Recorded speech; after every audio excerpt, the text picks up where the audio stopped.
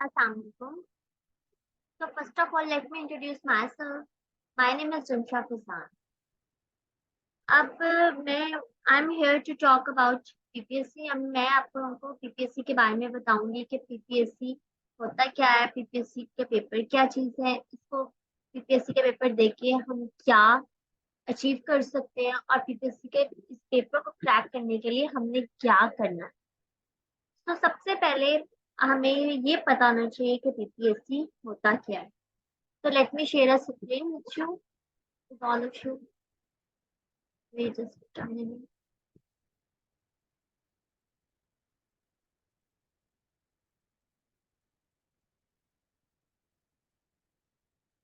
तो अब यहाँ पे आपको फर्स्ट स्लाइड नजर आ रही होगी कि उसमें है कि व्हाट इज पीपीएससी। अब पीपीएससी के पेपर तक पहुंचने से पहले के पेपर होता क्या है उससे हमें पहले पता होना चाहिए कि पीपीएससी इटसेल्फ क्या चीज है। पीपीएससी का एब्रिविएशन है किसकी है, पंजाब पब्लिक सर्विस कमीशन की। ये कंपटीशन एग्जाम है, ठीक है। ये जो एक मतलब कि ये कंपटीशन एग्जाम कंडक्ट करता है, ठीक है। जो पीपीएससी है ना वो एक प्रोविंशियल डिपार्टमेंट है जो किसके अंडर होता है, गवर्नमेंट ऑफ पंजाब के अंदर है। नेम से प्रोमिनेंट हो रहा है कि पीपी है तो मतलब पंजाब का ही है, ठीक है। अब पंजाब में जितने भी अंदर डिपार्टमेंट्स आते हैं, जितने भी इंस्टीट्यूशन आ रहे हैं पंजाब में, जब उनको लोगों को उन्होंने हायर करना होता है ना तो वो पीपीएससी को इन्फॉर्म करते हैं कि हमें इतने लोग चाहिए, ठीक है, इस सीट पे इतने लोग चाहिए। तो पीपीएससी फिर क्या करता है, पीपीएससी एक टेस्ट कंडक्ट करता है, ठीक है, और उसके थ्रू लोगों को pick करता है। तो बेसिकली पीपीएससी एक इंडक्शन का प्रोसेस करता है। अब ये जो पेपर लेता है पीपीएससी, ये भी होते हैं टू टाइप्स ऑफ पेपर। एक होता है जनरल पेपर, एक होता है प्रोफेशनल। अब जो जनरल पेपर होता है ना उसमें डिग्री मेंशन नहीं होती जब कोई पोस्ट आती है, उसमें हर कोई अप्लाई कर सकता है। लाइक इंग्लिश वाले भी, बायो वाले भी, आर्ट्स वाले भी, मेडिकल वाले भी, जो भी है ना वो सब अप्लाई कर सकते हैं जनरल पेपर। लेकिन जो प्रोफेशनल पेपर होता है उस पर हर कोई अप्लाई नहीं कर सकता। उस पे जो बच्चे जो डिग्री मेंशन होगी सिर्फ वो बच्चे ही अप्लाई कर सकते हैं। सपोज अगर एक लेक्चरर का पेपर आया तो ऑब्वियसली उससे प्रोमिनेंट हो रहा है कि सब्जेक्ट स्पेशलिस्ट ही चाहिए। या अब सोशल वेलफेयर ऑफिसर का पेपर है उसमें भी प्रोमिनेंट होता है कि जहाँ सोशल साइंसेज वाले बच्चे ही अप्लाई कर सकते हैं। इसमें आ जाती है सोशल वर्क, सोशियोलॉजी, इस तरह के सब्जेक्ट्स। उसमें अब कोई इंग्लिश वाला बैठ के अप्लाई नहीं कर सकता क्योंकि वो एक प्रोफेशनल एक स्पेशल पेपर है। अब इनके पेपर में भी ना थोड़ा स्लाइटली एक डिफरेंस होता है। इनके पेपर्स में भी कि ना ये जो सिलेबस में थोड़ा डिफरेंस होता है। जैसे अब जनरल पेपर है उसमें 100 मार्क्स का जो पेपर होगा ना वो सारा जनरल ही होगा, मतलब सब क्वेश्चंस को टच करेगा और 100 MCQ देगा क्वेश्चन। लेकिन जो प्रोफेशनल पेपर होगा ना उसमें ऐसा नहीं होता, उसमें 20% होता है सब्जेक्ट से जो डिग्री मेंशन होती है और बाकी रिमेनिंग जनरल पेपर। तो उसकी रेशो थोड़ी डिफरेंट होती है, 80:20 होता है प्रोफेशनल पेपर का और जो जनरल पेपर उसका 100।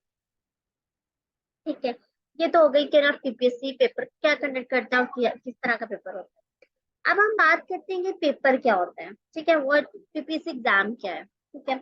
PPSC is a competitive examination test where lots of candidates apply but only few get selected। मतलब कि पीपीएससी एक जहाँ पे बहुत से लोग अप्लाई करते हैं वो एक एग्जाम कंडक्ट करता है जहाँ लोग बहुत अप्लाई करते हैं लेकिन कंडक्ट वो सॉरी सेलेक्ट थोड़े से लोग होते हैं। अब जो वो पेपर लेता है ना, जो एग्जाम लेता है वो कितने मार्क्स का होगा, वो एक 100 मार्क्स का पेपर होता है और उसकी ड्यूरेशन 90 मिनट्स होती है। और जो 100 मार्क्स का पेपर है इट्स मीन उसमें 100 MCQs हैं और हर MCQ कैरी 1 मार्क्स।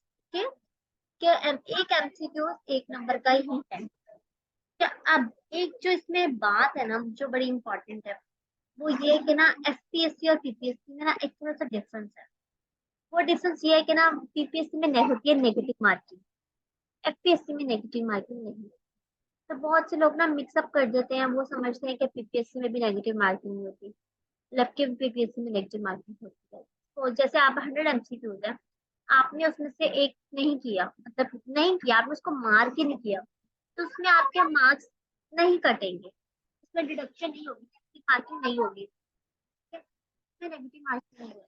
जैसे आपका 100 मार्क्स का पेपर है ना, उसमें एक एमसीक्यू आपने अटेम्प्ट नहीं किया तो आपके 99 मार्क्स, ठीक है, मतलब उसमें आपकी नेगेटिव मार्किंग नहीं होगी। लेकिन अगर आपने वो एमसीक्यू रॉन्ग किया है, मतलब मार्क किया गलत, ठीक है, और उसको रॉन्ग कंसिडर हुआ, तो उसमें से 0.25 0.25 आपके करते हैं। ठीक है, ये बात आपने याद रखनी है कि पीपीएससी में नेगेटिव मार्किंग नहीं होती है और एफपीएससी में नहीं होती, सो इनको मिक्स अप नहीं करना। तो उनमें यही रखना है कि जितने आपने एमसीक्यू करने हैं ना, तो आप वो सही करो। अगर आपको लगता है कि नहीं आ रहा तो आप ना करो तो ज्यादा बेहतर है, बजाय इसके कि आप उसको गलत करके 0.25 से डिडक्ट करो। तो अच्छा, आप हाथी के तो हो गया सर, आप पीपीएससी क्या होता है, पेपर कैसे कनेक्ट करता है, क्या पैटर्न क्या है। तो अब हमें ये पता होना चाहिए कि ना पीपीएससी के एग्जाम को क्रैक कैसे। ठीक है, सबसे पहले तो अपना आपको कंसिस्टेंसी होने बहुत जरूरी है। कोई भी पेपर अटेम्प्ट करने के लिए, क्रैक करने के लिए 3 to 4 मंथ्स तो रिक्वायर होते ही होते हैं तैयारी के लिए। ठीक है, उसमें अपनी कंसिस्टेंसी और हार्डवर्क, ये दो एक चीजें जो जरूर रखनी है। कंसिस्टेंसी होगी तो ही 3 4 मंथ्स तैयारी होके ही पेपर क्लियर होता है। ठीक है, एक टाइम टेबल बनाना चाहिए कि अपने इन पोर्शंस को अपने इस टाइम में कवर करना है। इंपॉर्टेंट टॉपिक्स को कवर करना चाहिए, क्योंकि जीए के बहुत एक वास्ट चीज है। ठीक है, वो आप जितना भी कवर कर लो, आप कवर कर ही नहीं पाते। तो फोकस ऑन इम्पोर्टेंट टॉपिक्स के ना, ये नहीं कि हर टॉपिक पढ़ लिया, जो इम्पोर्टेंट है वही करना चाहिए।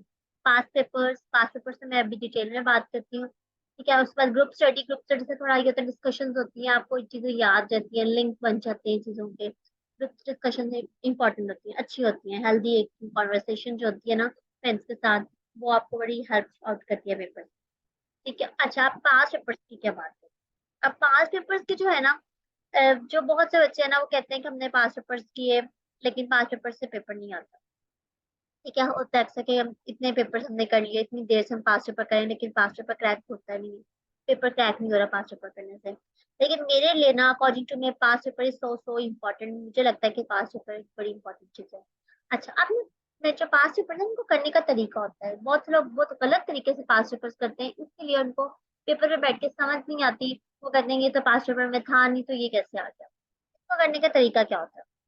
जब आपको सबसे पहले ना, तो पास पेपर जब कोई लो, तो वैसे मैं जो बोलूंगी वो इम्तियाज शाहिद के हैं, उनका पब्लिशर एडवांस है।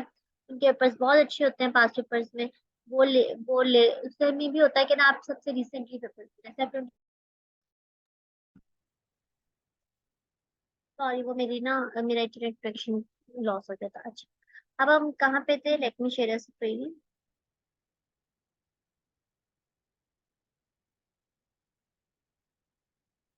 कि हम पास पेपर से जो बात करते हैं। अच्छा, अब पास पेपर्स क्या होते हैं, उस पे बात करते हैं तो, हाँ, पास पेपर्स जो है ना, वो करने का तरीका है कि सबसे मोस्ट रिसेंटली जो पेपर्स हुए होते हैं, उनको उनसे टच करना चाहिए। ठीक है, अब सेकंड जो होती है ना करने का तरीका पास पेपर का, वो ये होता है जब कोई एक एमसीक्यूज पढ़ा ना आपने, तो गूगल जरूर करना चाहिए। लाइक जैसे देखो, अब एक एमसीक्यूज आया कि ना, रेडियो किसने इन्वेंट किया। एक 2023 में पूछा गया, स्कोर लेट्स गो, पूछा गया कि अभी जो लास्ट पेपर हुआ उसमें आ गया कि ये किसने रेडियो किसने इन्वेंट किया था। आप पता है, आपने पांच पेपर से पढ़ा है, मार्कोनी ने इन्वेंट किया था। लेकिन अगर आप पेपर कर रहे हो उससे नेक्स्ट, और उसमें आ गया कि जो मार्कोनी है वो कहाँ से बिलोंग करता है, तो यहाँ होगी प्रॉब्लम।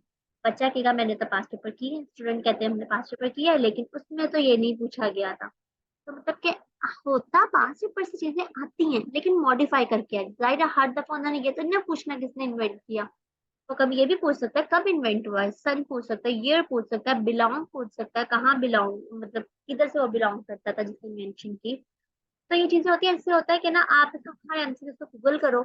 अगर आपने गूगल किया होता है तो आपको इसके बारे में हर चीज पता चल जाती है, कहाँ पे था, क्या था, कैसे है, क्यों है, कब है। चीजें वो आपके एक एमसीक्यू से 4 5 एमसीक्यूज प्रिपेयर हो जाते हैं, और फिर आप उनको, जब भी कोई उस तरह का एमसीक्यूज आएगा, आप उसको अटेम्प्ट कर सकते हैं, क्योंकि वो जैसा भी आ जाए आपने हर डायरेक्शन को कवर किया होता है।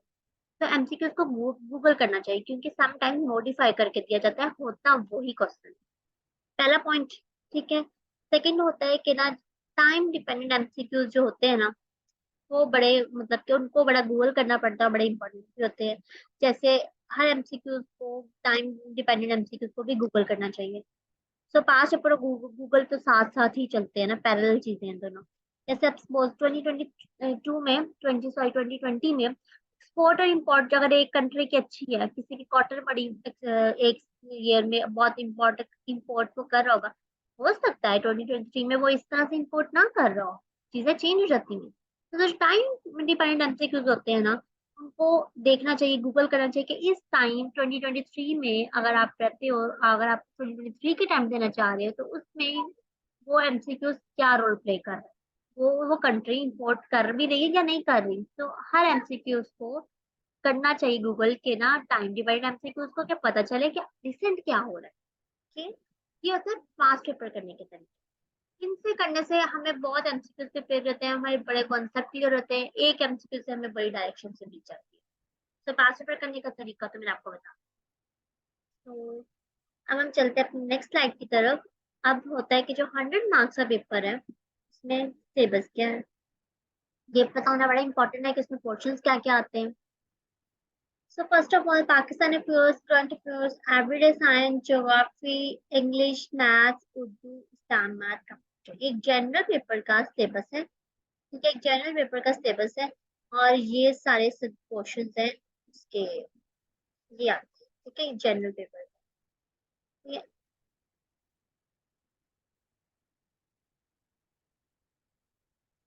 जनरल पेपर का, ठीक है, जो 100 मार्क्स का होता है, ठीक है,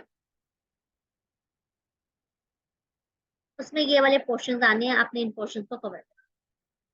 ओके, अब आ जाते हैं इसको कि वो तो कर लिया। अब ये कि ना, अब जैसे इंग्लिश है, ये सब हमें सिलेबस में चल गया। अब हमने इन पोर्शन पर टच कैसे करना है, या मैं आपको कैसे टच करवाऊँ, ठीक है।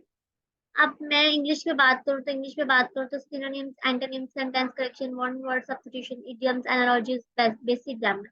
आपकी इंग्लिश में अपना रिसेंट जो ट्रेंड है ना पीपीएससी का, वो इंग्लिश और कंप्यूटर पर बहुत फोकस किया जा रहा है, क्योंकि ऑब्वियसली इन चीजों के बगैर अब आप मूव भी नहीं कर सकते हो, आगे कुछ हासिल नहीं हो सकता है जब तक आपको इंग्लिश ना अच्छी आती है, कंप्यूटर की बेसिक चीजें ना पता। अच्छा, इंग्लिश है ना, उसमें ग्रामर तो ये बड़ा टॉप ट्रेंडिंग है आजकल। इंग्लिश इंग्लिश का क्वेश्चन आता है और अच्छा खासा अब आने लग गया, उसकी रेशियो बढ़ गई है, पहले इस तरह नहीं आती जितनी अब आने आ रही है।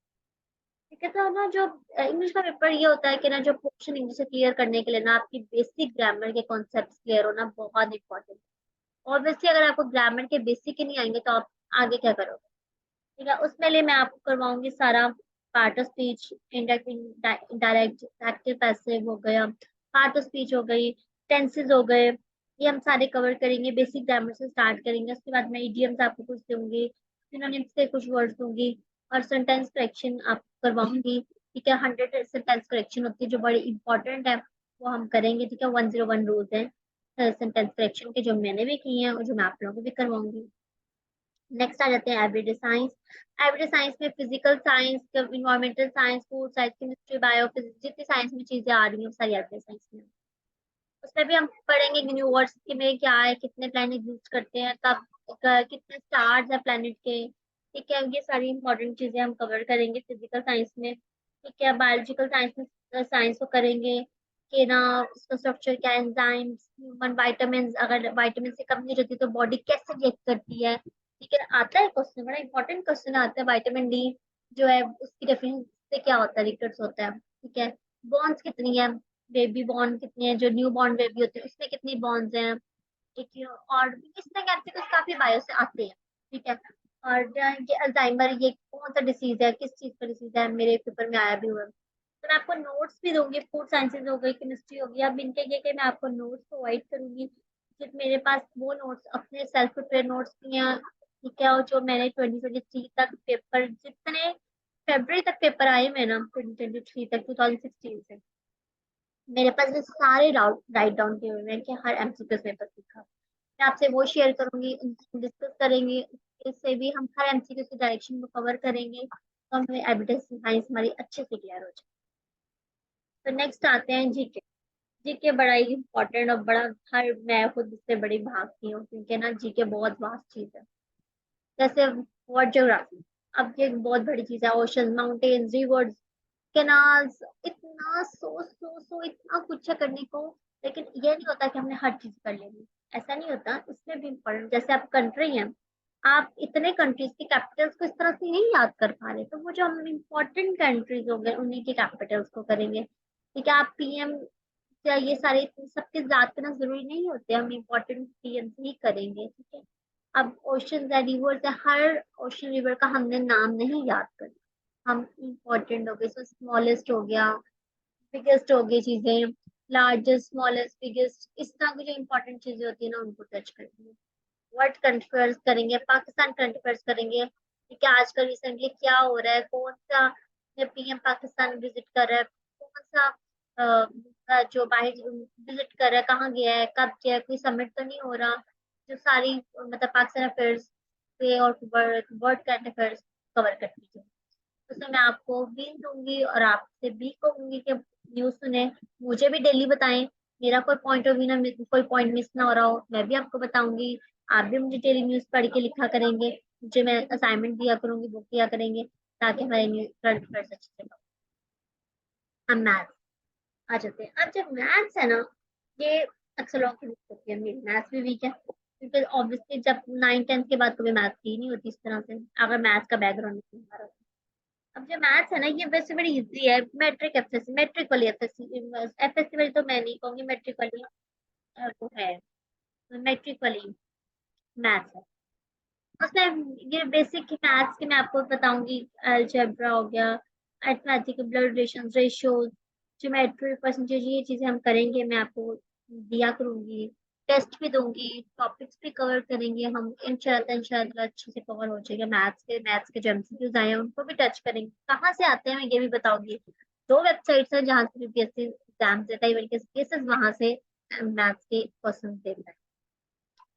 अब इस्लामियात का क्वेश्चन भी आता है हर पेपर में, इस्लामियात में प्रॉफिट की लाइफ को हम करेंगे कि कितनी उनकी वाइफ थी, उनके बच्चे कितने थे, ठीक है, उनके टाइटल्स क्या थे उनकी वाइफ के, वो हम सब कवर करेंगे, जो इम्पोर्टेंट इवेंट्स हुए हैं हमारी इस्लामिक हिस्ट्री में हम उनको करेंगे, गजवात हुई हैं उनकी डेट्स याद करेंगे, ठीक है, और जो नमाज कब आई, तो ठीक है, ये सारा कुछ करेंगे, पहली अजान किसने दी थी, इस्लामत में भी जितने एमसीक्यू कवर होते हैं मैं आपको करवाऊंगी। ठीक है, अब ना मैंने यहाँ पे लिखा, स्लाइड नहीं बनाई हुई, लेकिन ये है, हाँ, पाकिस्तान अफेयर्स भी मैं कैसे करवाऊंगी, इसमें होगा कि ना पाकिस्तान अफेयर्स जो है ना, वो हम एक हिस्ट्री वाली एक स्टोरी में पढ़ेंगे, मोहम्मद बिन कासिम से स्टार्ट करेंगे। एक्चुअली पाकिस्तान अफेयर्स में दो चीजें होती है, प्री पार्ट होता है, पोस्ट पार्ट होता है, प्री पार्टीशन, पोस्ट पार्टीशन, 1947 से प्री पार्टीशन, 1947 के आगे पोस्ट पार्टीशन स्टार्ट होता है, ठीक है, तो वो मैं हम सारा कवर करेंगे, मोहम्मद बिन कासिम से शुरू करेंगे, उसके बाद किसका दौर है, गजनी का आया, गोरी का आया, मुगल का आया, वॉर ऑफ इंडिपेंडेंस, सारे कवर्स करेंगे। जरूरी मैं आपको सब इम्पोर्टेंट इम्पोर्टेंट बताऊंगी कि क्या याद है। ये नहीं आई बैठ जाना कि मैं वहां से शुरू हुआ है कि अच्छा हिस्ट्री में सारा याद करना पड़ेगा, हर डेट इंपॉर्टेंट नहीं होती, हर इवेंट इंपॉर्टेंट नहीं होता, हर पर्सनालिटी, हर करेक्टर इंपॉर्टेंट नहीं है याद रखने को। हम सिर्फ एक हिस्ट्री में पढ़ने का मकसद, स्टोरी में पढ़ने का मतलब ये है कि चीजें याद रहती हैं, हमें कॉन्सेप्ट क्लियर होते हैं, तो हमें इंटरव्यू में हेल्प मिल जाती है। पेपर तो इसको हमने ऑब्जेक्टिव पेपर है, लेकिन हमें इसको तैयारी सब्जेक्टिव वे में करनी है, ताकि ये ना हो कि हम पेपर क्लियर करने के बाद हमें इंटरव्यू के लिए कुछ ना हो। तो हमें उसको भी प्रिपेयर करना है कि हमें इंटरव्यू में बैठ के ब्लैंक ना हो, हमें उसकी हिस्ट्री, उसकी बैक, उसकी डायरेक्शन हर तरह की पता हो, ठीक है। अब कंप्यूटर है, उसमें मैं आपको कीज भी दूंगी, ठीक है, वर्ड, एक्सेल हो गया, पावर पॉइंट हो गया, बेसिक कीज हो गई, इनका पता चाहिए, बड़ी बेसिक बेसिक चीजें हैं।